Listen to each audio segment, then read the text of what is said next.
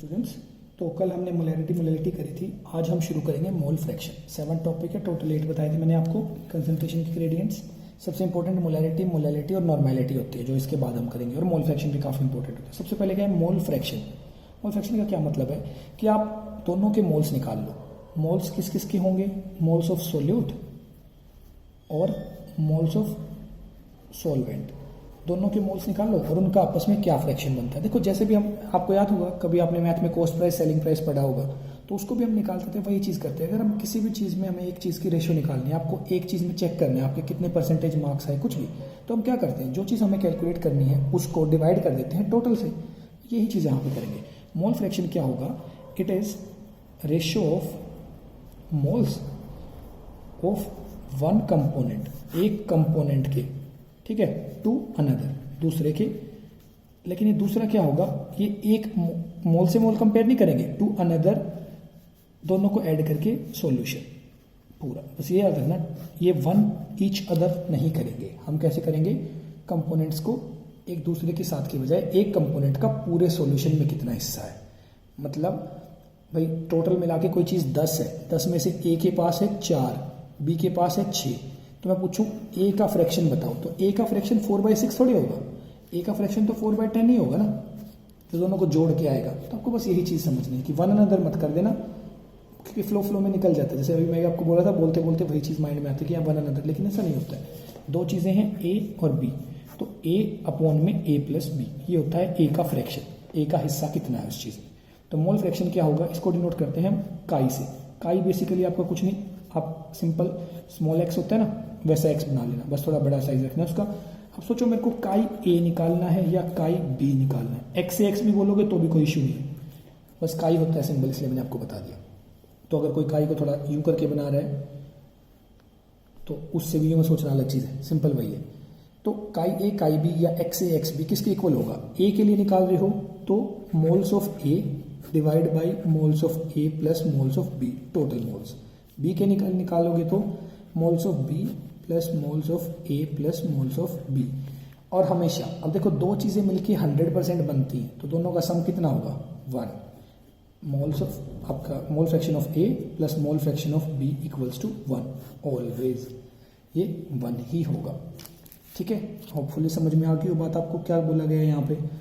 और नहीं आती तो कोई बात नहीं, आप पूछ लेना मेरे से, मैं रिपीट कर दूंगा जैसे भी होगा।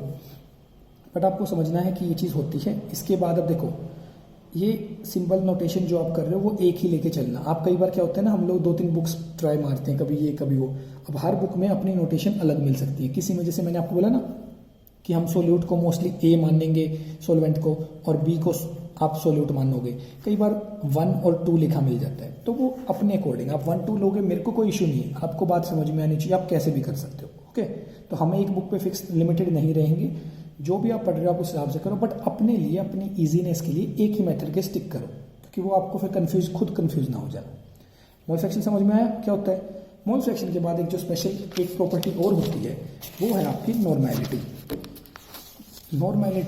नॉर्मेलिटी में क्या है, ये बहुत यूनिक कंसेप्ट है, क्योंकि इसमें थोड़ा सा आपको एक्स्ट्रा माइंड लगाना पड़ता है। नॉर्मेलिटी में क्या होता है, जो हम कैलकुलेशन करते हैं वो मोल्स के लिए नहीं करते। नॉर्मेलिटी होती है number of gram equivalent of solute. Gram equivalent of solute मतलब कि उसको ग्राम के इक्विवेलेंट अगर प्रूव करें तो कितना आएगा पर लीटर ऑफ सॉल्यूशन। तो बेसिकली नॉर्मेलिटी आपकी मोलैरिटी से रिलेट करती है, क्योंकि वो भी पर लीटर में थी, ये भी पर लीटर में, लेकिन उसमें मोल्स थे, इसमें क्या है, ग्राम इक्विवेलेंट। ठीक है, तो नॉर्मेलिटी n हो जाएगी इक्वल टू आपकी number of gram equivalent of solute divide by volume of solution in litres.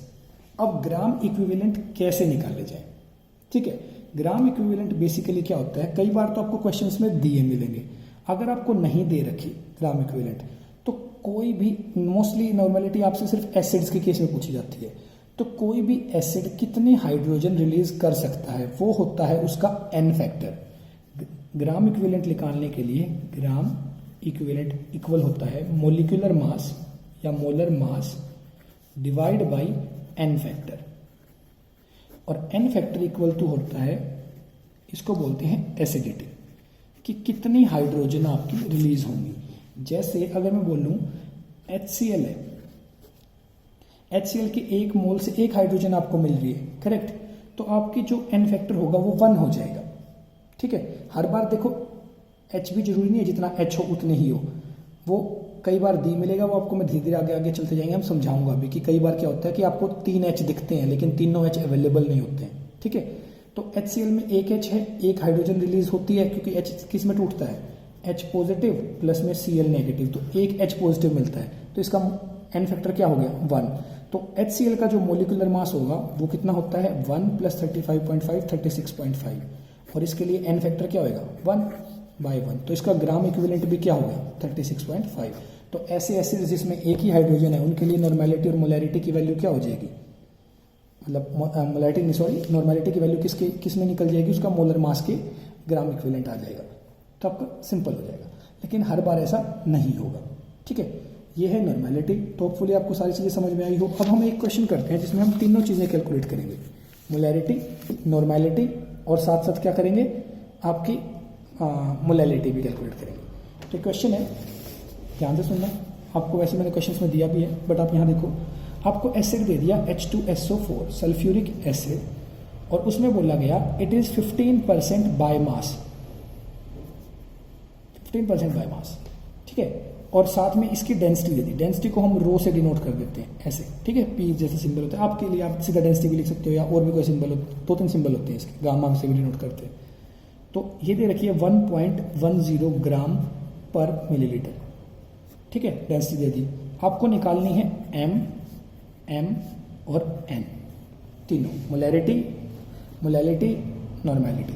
सबसे पहले 15% बाय मास का मतलब क्या होता है, 15% ये है, तो फिर बचा हुआ 85% क्या है, जब आपको कुछ भी चीज़ नहीं दी जाती तो बची हुई चीज़ ऑलवेज क्या होती है, वाटर।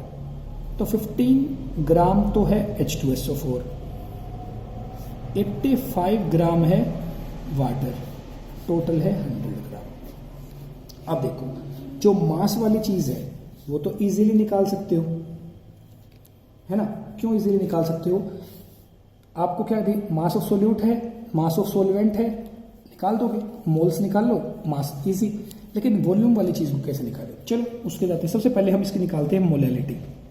मोलैरिटी भी थोड़ी देर पहले हमने जो क्वेश्चन किया था डिट्टो सेम था, NB अपॉन क्या करोगे, मास WA, ग्राम है इन ग्राम्स इंटू 1000, ठीक है। किसके इक्वल आएगा, NB कितना हो जाएगा 15 बाई इसका मास होता है 98 मोलिकुलर मास, 15/98 इंटू 1000 बाई में 85 जो आया था 1.8 के अराउंड। तो मोलैरिटी की तो सारी चीज़ें दी गई हैं।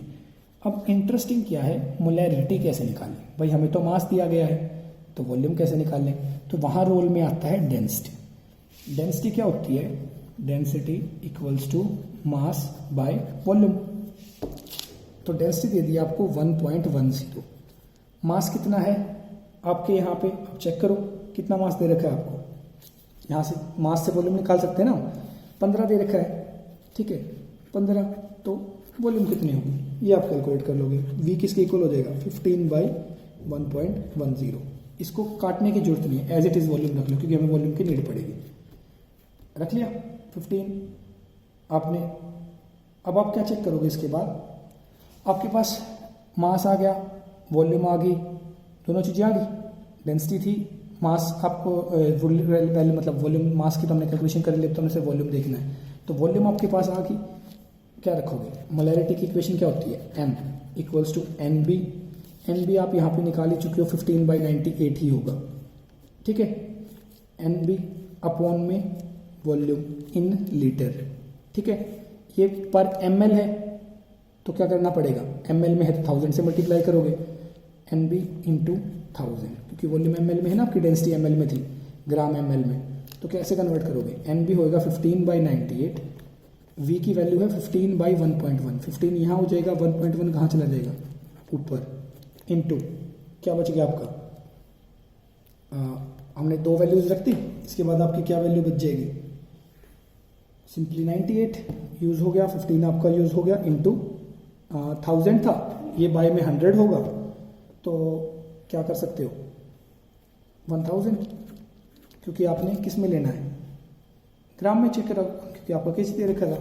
अब इसको इससे कैंसिल कर दोगे, इसको अगर नीचे लेके आओगे, इसके 2 जीरो लगाओगे, 1/100 इसके 2 जीरो इससे कैंसिल कर दोगे, इसको आप सोल्व कर दोगे, तो जो आपकी मोलैरिटी इससे आएगी वो आएगी 1.68 m।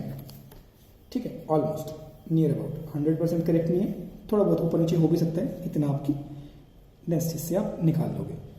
अब देखो ये चीज़ आपने कैलकुलेट कर दी, आपके पास आ गई, डेंसिटी निकाल दी आपने, सारी चीज़ ठीक है। आगे क्या, मोलैरिटी आ गई। थर्ड इंपॉर्टेंट चीज़ नॉर्मैलिटी। अभी जैसे मैंने HCl के लिए तो आपको बता दिया 1 H। अब आपका एसिड क्या है, H2SO4। ठीक है, H2SO4 आपका एसिड है। तो आप क्या करोगे, सबसे पहले N फैक्टर कैलकुलेट करोगे। N फैक्टर क्या होगा इसमें जो आपका N फैक्टर है उसको इक्विवेलेंट मास, यहाँ पे 2H है तो 2H पॉजिटिव मिल सकते हैं, एक बार H पॉजिटिव एक बार निकला, फिर अगली बार H पॉजिटिव एक और, तो इसके लिए N फैक्टर 2 हो जाएगा। इसका मास 98 था, अब इसका इक्विवेलेंट मास कितना हो गया 49। तो इस बार जब आप फॉर्मूला यूज करोगे तो आप क्या लिखोगे, 98 की जगह 49, बाकी आपकी चीजें ऑलमोस्ट वैसे ही बचेंगी। 15/49 नंबर ऑफ मोल्स आप ऐसे निकालोगे ग्राम इक्विवेलेंट। ठीक है, ग्राम इक्विवेलेंट में डिफरेंस आ गया ना, वैसे उतना ही सेम आया था लेकिन इस बार अलग आ गया। 15/49 इंटू वही चीज जो सेम कर रहे हो 1.10 इंटू 1000, आप इसको सोल्व करोगे तो 3.36 n नॉर्मल। ये आपका सॉल्यूशन आ गया। तो होपफुली तीनों चीज़ें आपको समझ में आ गई हों। इसके बाद कुछ क्वेश्चंस और मैं आपके लिए कर दूंगा, एक एक टाइप के क्वेश्चन आपको पूरे जितने भी न्यूमेरिकल हैं वो आपको मैं करके बता दूंगा, और फिर आपको भी कुछ क्वेश्चंस खुद से करने हैं। इस चैप्टर में आपका इतना ही है, इसके अलावा इस चैप्टर में और कुछ नहीं बचा। तो अगर स्टिल आपको लगता है कोई चीज़ रह गई है तो आप मेरे को बताना, हम उसको दोबारा करके देखते हैं, नहीं तो इतना आप अच्छे से नोट डाउन कर लो और अपना क्वेश्चंस की प्रैक्टिस कर लो। Okay students, take care.